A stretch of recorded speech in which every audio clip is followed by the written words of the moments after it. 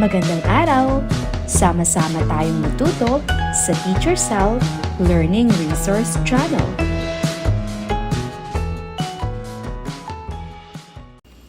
EPP ICT4, Quarter 1, Week 3. Para sa nilalaman, Word Processing Software. User Interface, Page Size, Orientation, and Margin. Font type, style, size, and color. Text alignment. Kailan mo nagagamit ang Microsoft Word? Paano mo makikita ang Microsoft Word software? Nakakatulong ba kaya ito sa pang-araw-araw na komunikasyon? Ating talakayin ang user interface. Pagmasdan kung paano buksan ang word processing software. Ang word processor ay isang device o software program na may kakayahang gumawa, mag-imbak, at mag-print ng mga text na dokumento. Pinapayagan nito ang mga user na magsulat at magbago sa pamamagitan ng mga iba't ibang bahagi na makakatulong sa pagkakaayos ng mga teksto tulad ng page size, orientation, margin, font type, style, size, color, at text alignment. User interface. Ang user interface ay ang paraan kung paano natin interaktibuhan ang word processing software. Ito ay nagbibigay ng mga tools at menu na ginagamit upang makapag-edit ng mga dokumento. Sa bahaging ito ng leksyon, tatalakayin ang mga sumusunod na konsepto. Ribbon. Ito ay ang pangunahing menu kung saan makikita ang mga kagamitang para sa pag-edit ng mga dokumento. Toolbar. Ang mga toolbar ay naglalaman ng mga paminsang kagamitan tulad ng mga shortcut para sa pag-save, pag-print, at iba pa. Document pane. Ito ay ang lugar kung saan isinusulat at inilalagay ang mga teksto at elemento sa dokumento. Gawin ang mga sumusunod na hakbang gamit ang word processing software. Buksan ang Microsoft Word sa iyong computer. I-click ang File tab at pagkatapos ay Options. Sa Word Options window, piliin ang Customize ribbon. Mula sa right pane, piliin ang mga tab at command na gusto mong idagdag o alisin at gamitin ang mga button para i-customize ang ribbon. I-click ang OK upang i-save ang mga pagbabago. Sundin ang mga iminuangkahing hakbang para maisagawa ang mga sumusunod. Buksan ang word processing software. I-click ang blank document na makikita sa start screen. I-navigate ang tabs ng ribbons sa pamamagitan ng pag-click sa isa't isa. Pansinin ang pagpapalit ng mga options sa bawat ribbon tabs na iyong binubuksan. I-type ang iyong pangalan, baitang, section. Narito ang rubrics sa paggawa.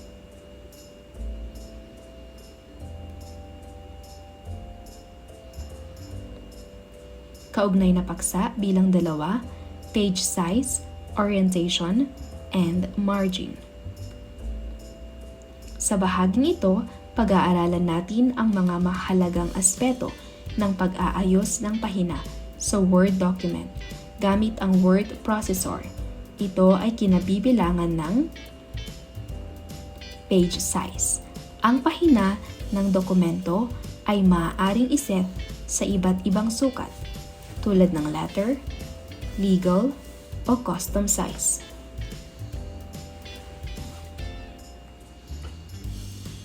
orientation. Maaari ring baguhin ang oryentasyon ng pahina mula portrait, pahalang, patungo sa landscape, padagilid.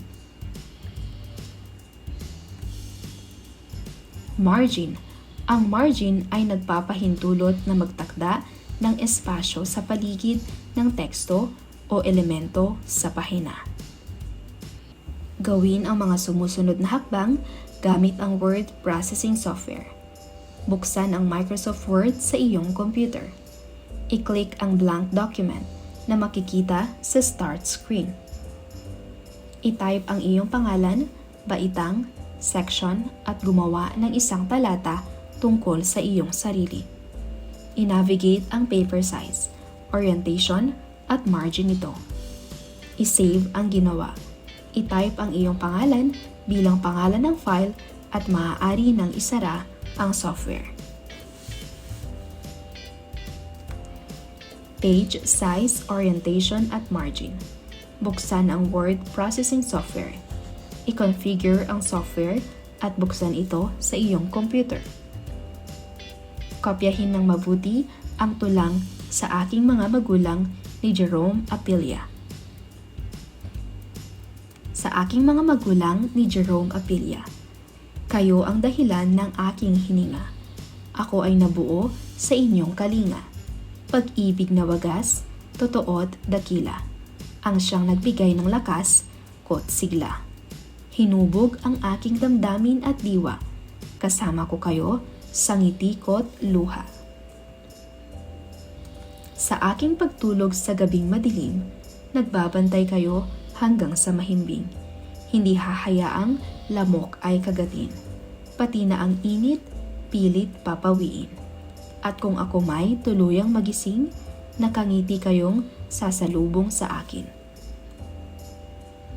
Hindi nga maliit ang sakripisyo nyo.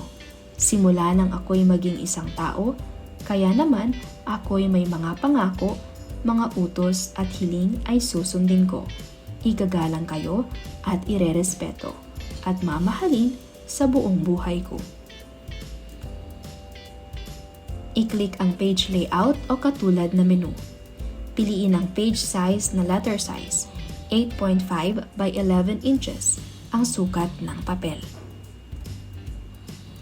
I-configure ang orientation na portrait. I-adjust ang margin, gamitin ang 1 inch na margin sa lahat ng gilid. Narito ang rubric sa paggawa.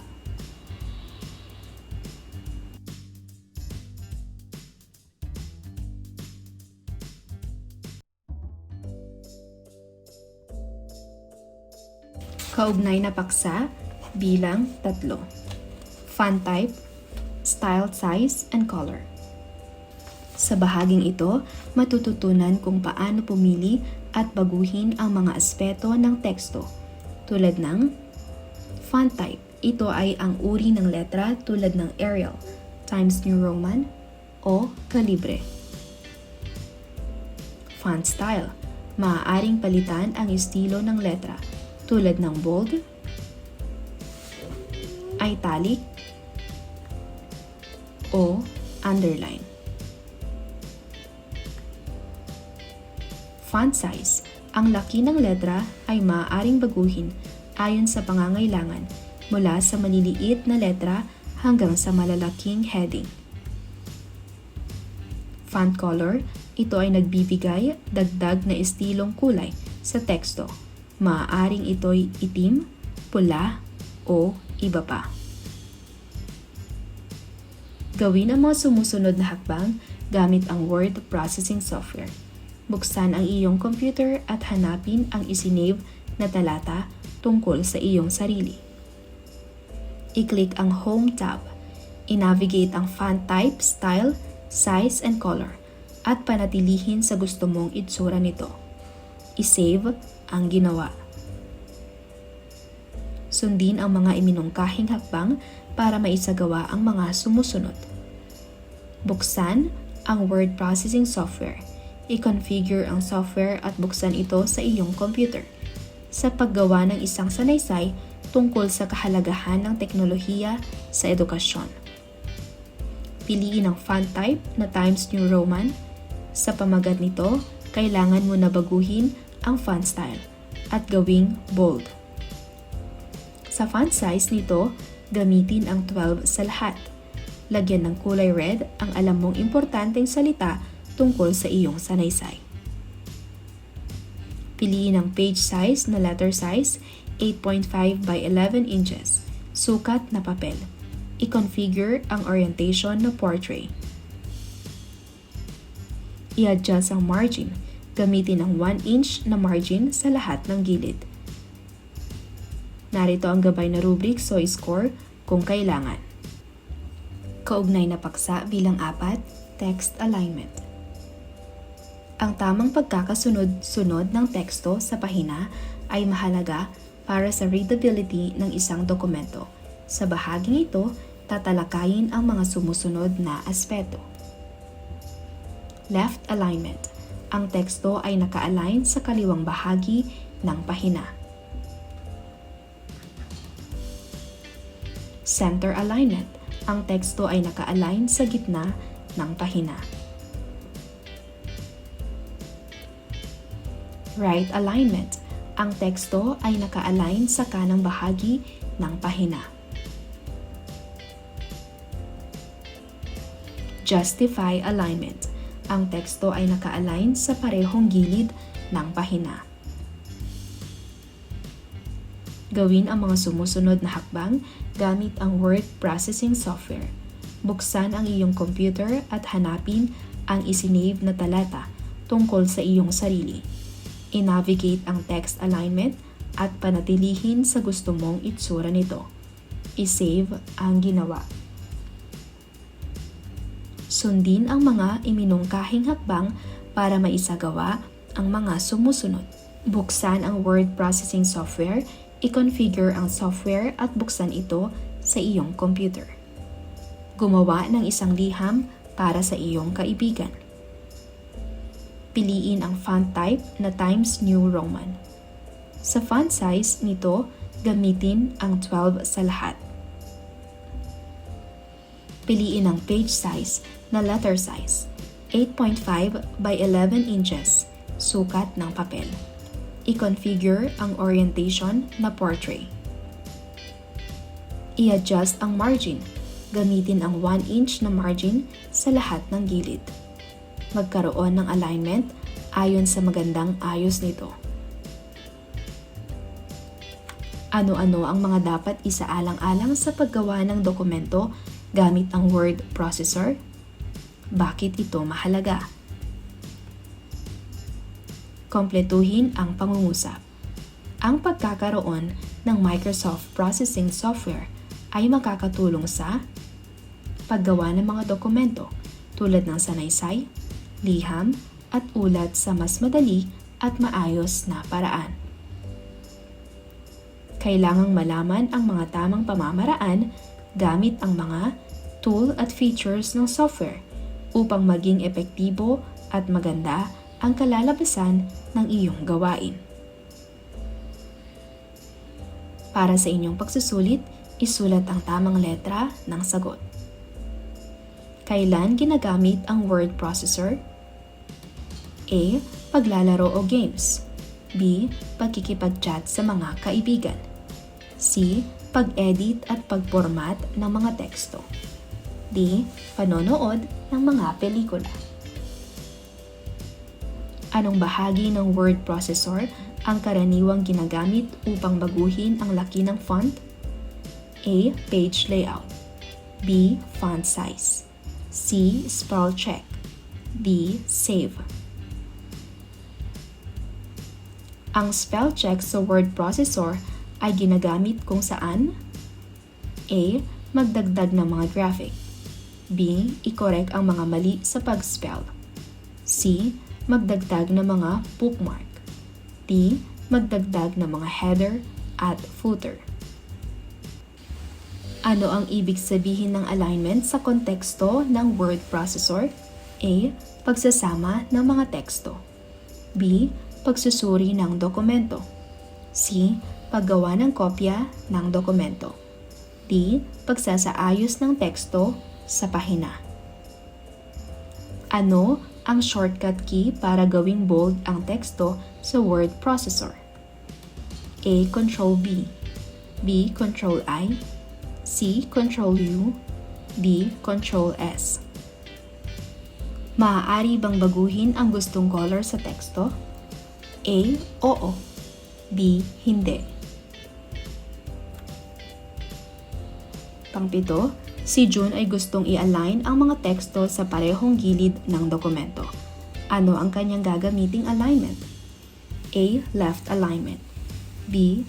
Right alignment, C. Center alignment, D. Justify alignment. Si Micah ay gustong i-align ang mga teksto sa gitna ng dokumento. Ano ang kanyang gagamiting alignment? A. Left alignment, B. Right alignment, C. Center alignment, D. Justify alignment. Ikaw ay magsusumite ng isang essay at gusto mong baguhin ang lawak sa gilid ng pahina. Ano ang gagawin mo? A. Gamitin ang margin, B. Gamitin ang alignment, C. Gamitin ang orientation, D. Gamitin ang page size. Ito ay ginagawa para baguhin ang oryentasyon ng papel. A. Margin, B. Alignment, C. Orientation, D. Page size.